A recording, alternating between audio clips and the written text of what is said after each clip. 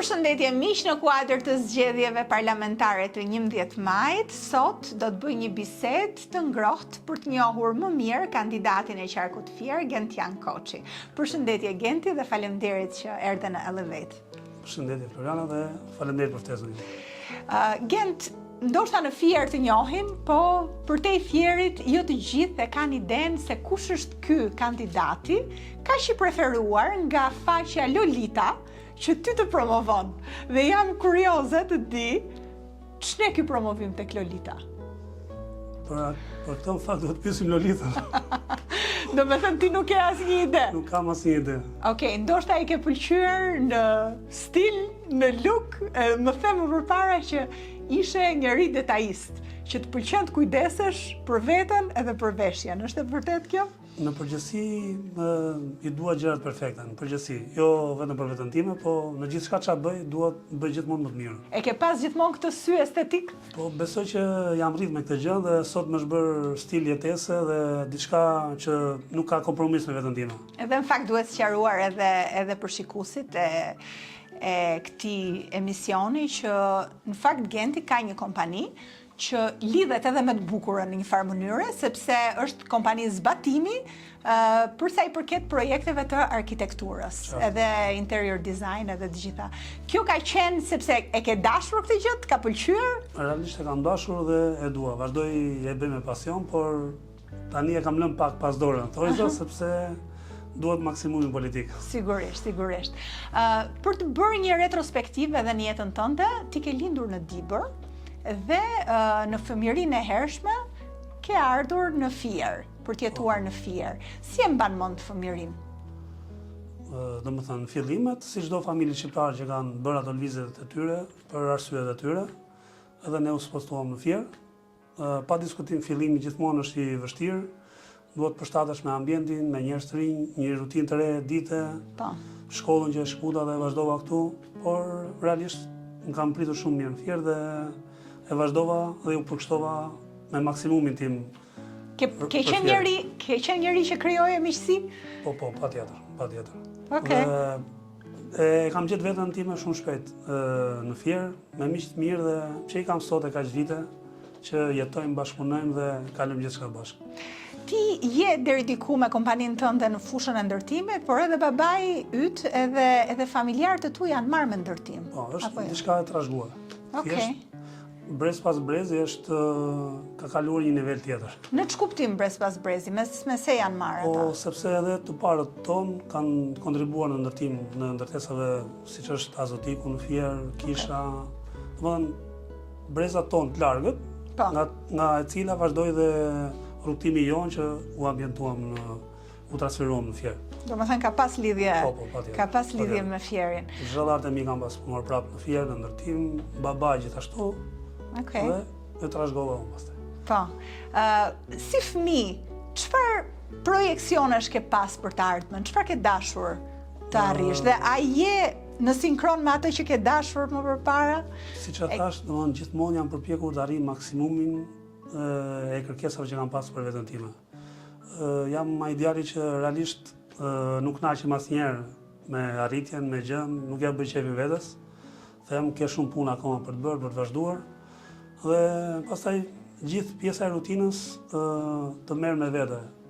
Të vazhdosh, ambicjet, njëra, tjetra, konkurenca. Të bëjnë që ti të shpalosësh më të mirën për t'i kaluar dhe për të arritur ato që ke qëllim. Mbas gjimnazit, ti u zhvendose në Greqi. Po. Si emigrant, si shumë të tjerë, për në kërkim të një jete më të mirë. Pa diskutim. E megjithatë prapë u ktheve. U ktheva sepse siç e thash më para që Genti nuk kënaqet me pak. Okej. Ishte pak Greqia? Ishte pak për të plotësuar Gentin. Okej. Sepse njeriu nuk duhet të plotësohet vetëm me vlera monetare, me pasuri, me ku ta diun këto pjesët e pjesa materiale e njeriu, nuk besoj që është maksimumi asnjë. Çfarë të mungonte? Më mungon të vendim, domethënë sado që unë nuk do ta quaja veten time emigrant, sepse unë jetova me xhaxhain tim, në shtëpinë e xhaxhait tim, me familjen e tij, ku realisht isha si djali i tyre dhe si shtëpi time, jo emigrant. Kisha një punë shumë të mirë, shumë bukur, shërbeja në një muzeum që ishte për turistët e huaj. Dhe pas një farë kohë, arri dhe them Xhaxhait që unë kam vendosur do kthehem. Po pse? Sepse kjo ishte edhe pyetja e tij. Por i thash që realisht nuk më mungon asnjë gjë. Domethënë e arrit ata qëllim për çfarë erdha, që të bëj diçka në vlera monetare për të krijuar diçka në vazhdimsi, por më mungon vendim, domethënë nuk ndjesha vetvetja. Domethënë më duket që çfarëdo që të bëja, do isha prapë thjesht është ky, në Shqipëria. Po ndërkohë, e ke menduar ndonjëherë që të vendosesh në Tiranë? Ka qenë fier i mjaftueshëm për ty? Jeta ime mbas kthimit në Shqipëri ka qenë mes Fierit të Tiranës, ku Bërë edhe shkollën pastaj? Bërë edhe shkollën, vazhdova dhe projektet të çfarë unë vazhdoj sot. Thjesht në ato fillime ka qenë me kapacitete më të vogla, me njerëz më pak. Dhe sot besoj që jemi një nga kompanitë, jo ne më të mirët, po një nga më të mirët, se të mirë të tjerë ka shumë, që merren me projektimin dhe zbatimin e shumë projekteve. Po. Në kuadrin e biznesit duhet përmendur që gjithashtu në Fier të njohin edhe për shkak të kompleksit Apollon, që ti ke në zotërim. Kanë menaxhim dhe kompleksin Apollon që ndodhet në Fier. Po. Është një ambient familjar. Po, një vend shumë i mirë edhe për fëmijët edhe. Është fiks familjar, domethënë një vend goxha i këndshëm për gjitha familjet fierake dhe edhe nga rreth kanë ardhur.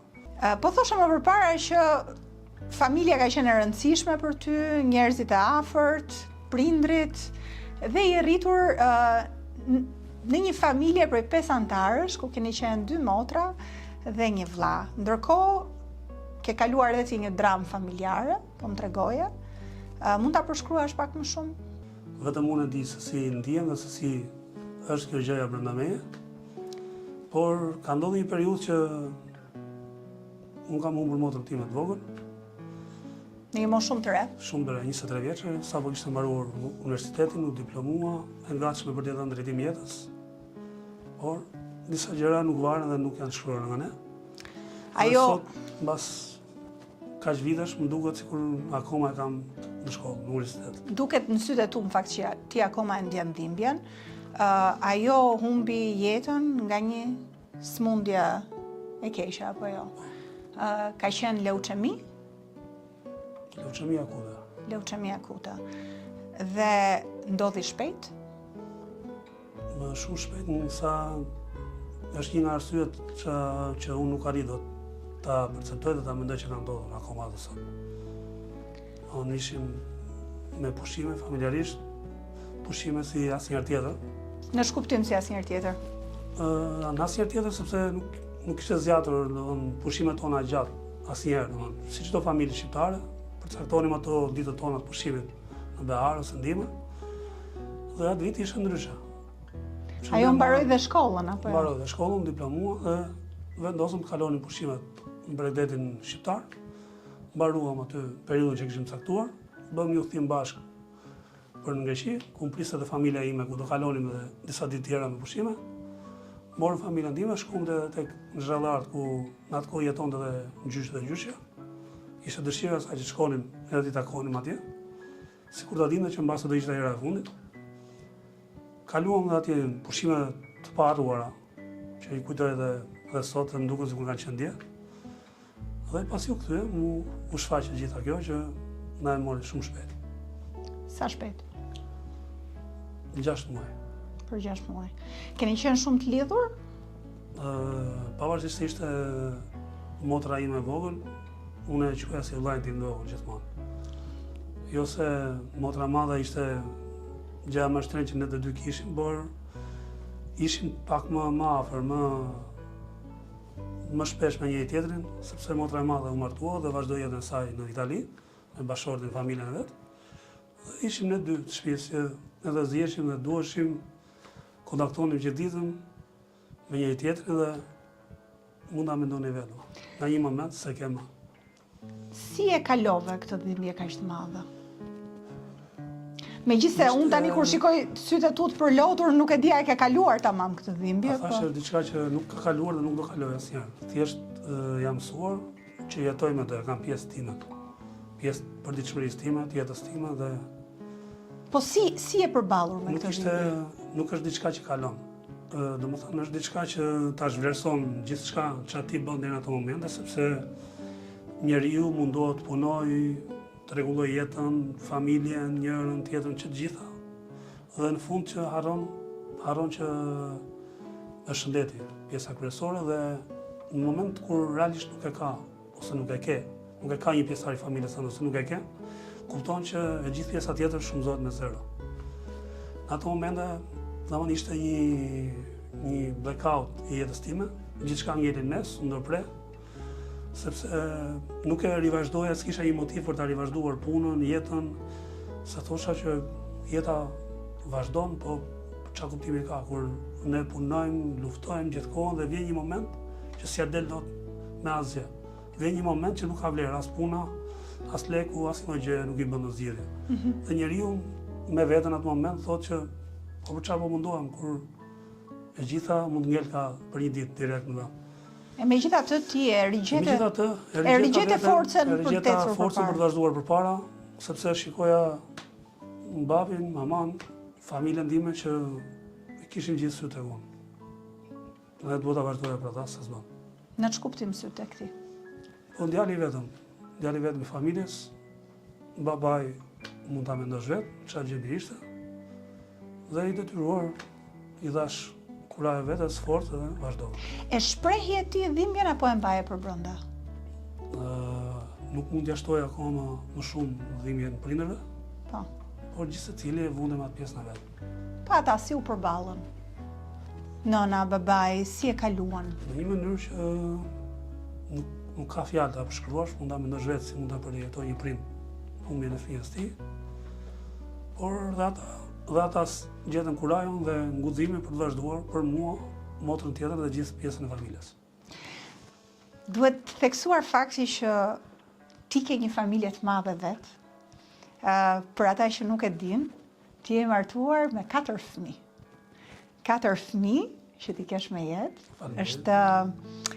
është vërtet diçka jo e zakontë në Shqipëri për një djalë mosha jote, që është martuar herët në moshën 23 vjeç dhe ka bërë 4 fëmijë. Çfarë mosha kanë fëmijët? Antonio është 10 vjeç, Klea është goca ime, është 8 vjeç, Alejandro është djali i vogël, është 4 vjeç, dhe Ida Mari, që gëzon dhe emrin e motrës time, është 8 muajsh. Domethënë e ke gjetur, ja, ky është motivi i vazhdimësisë dhe është shumë e bukur kjo. Por mendoj që edhe për familjen tënde, qoftë nënën, babain, fëmijët e tu kanë qenë gjithashtu një motiv, apo jo? Patjetër. Për të ecur përpara. Ja kanë lecuar sa të pakat dhimbjen e madhe që realisht i ndaloj. Ke dashur gjithmonë një familje të madhe? Ne nga familja e babait, babai im ka dhe 3 vëllezër tjerë që janë 4 djemë dhe 2 halla. Domethënë kanë pas një marrëdhënie familjare, nuk do gjeja fjalë ta përshkruaja realisht. Dhe ne kemi jetuar gjithmonë si një familje e madhe, pavarësisht se gjithë secili ka pas shpinën e vet, gjithçka të vetën, por në çdo lloj vendimarrje, në çdo lloj diskutimi, në çdo lloj planifikimi familjar apo për biznes, për punë, për gjithçka, ata do ta ndalin që të gjithë bashkë dhe realisht gjithmonë kanë vendosur se kanë bërë më të mirën. Duke qenë që të gjithë bashkë. Dhe duke u rritur në një frymë të tillë, një familje të tillë të madhe, normalisht edhe dëshira ime ka qenë që të kisha një familje të mirë, pse jo të madhe. Ke ndaluar te 4 fëmijët? Do t'i bëj edhe diçka. Po nëse nuk dalin djem? Jo, e ke seriozisht? Kjo është një pjesë e shkruan Zoti dhe mjafton Po dëshira jote është? Po patjetër, pse jo. Si je ti si baba? Si baba, pavarësisht se mua më shohin gjithkohën full time të ngarkuar, politik, biznes, shoqëri, sepse e gjitha kjo do kohën e vet. Genti gjithkohën mundohet që kohën time të lirë ta programoj kur fëmijët kanë kohën e lirë. Sidomos fundjavave, pjesën e drekës, mundohem që të jem sa më shumë me ta. Je prezent, domethënë. Jam prezent, edhe këtë mund mund ta shikoni edhe në rrjetet e mia sociale që unë gjithmonë atë foto me fëmijët, me familjen, me çdo gjithë. Ja, shumë mirë. Dhe bashkëshortja jote gjithashtu është pjesë punon bashkë me ty në bizneset tuaja, edhe ajo është angazhuar edhe përfshihet. Bashkëshortja është, domethënë, është ajo shpreha që pas çdo burri të suksesshëm është një grua e fortë dhe e ekurt. Bashkëshortja ime është e tillë, sepse ka qëndruar gjithmonë fort familjes, pavarësisht impenjimeve të mia, mungesës time të shpeshtë nga gjithë angazhimet mëdha dhe normalisht ka pas dhe keni diskutime për mungesën tënde në është ajo që thash fillim që akoma si jemi njohur, por pyetës si jeni njohur. Thash që akoma si jemi njohur, kemi lënë do njihemi kur t'i marrim gjitha këto. Mirë, dakor. Megjithatë për fëmijët ke gjetur kohë. Kështu që dhe pavarësisht që është një nënë e mirë, është dhe shefe financave e kompanisë time.